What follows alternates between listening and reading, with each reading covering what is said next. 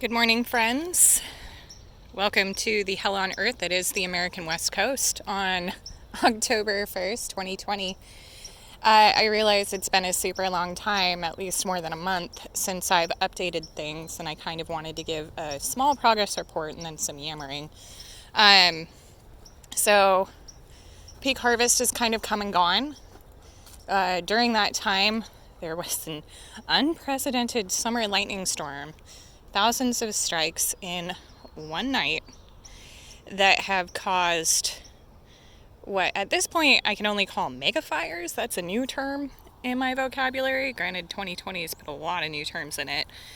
And then there was a heat wave.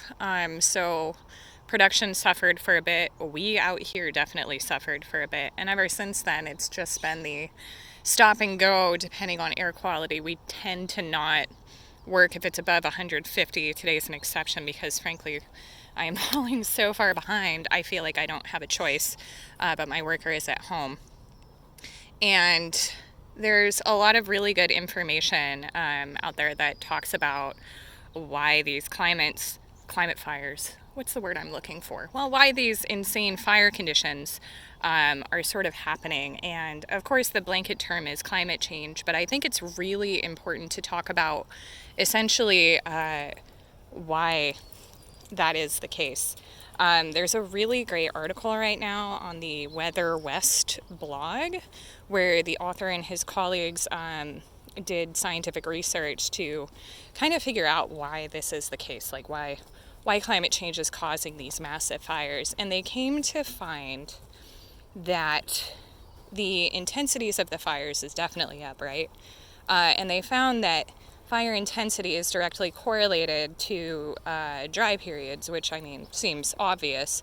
However, it's been an effect of climate change that we have these intense dry spells coupled with intense heat more frequently and longer throughout the year. And the plants that are burning are dry, and the intensity at which they burn depends on just how dry they are. So if they're 1% drier rather than burning 1% more intensely, this is logarithmic, meaning for every 1% loss of moisture content in these plants, you get a tenfold increase in fire intensity. So a 1% difference in vegetation moisture is extreme on an environmental level when the region burns.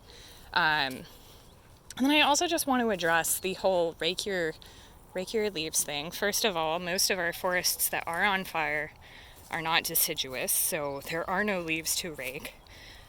Secondly, about 53, I think, correct me if I'm wrong please, percent of the land in California is owned by the federal government. And a lot of these fires are actually occurring, at least the most recent one, the fire in Santa Rosa, that's chaparral, a lot of it. That's not even forest land. So rake your leaves is not a solution. Nice as that would be. And I also think people really fail to recognize that a lot of these regions where fires are occurring are steep, inhospitable terrain. Like there's no roads that go up there for fire crews. There's no easy way to access them. And, well, there's definitely not enough water in California to put these all out. We're talking hundreds of thousands of acres on fire, and we just don't have that kind of water. So I hope this is kind of illuminating.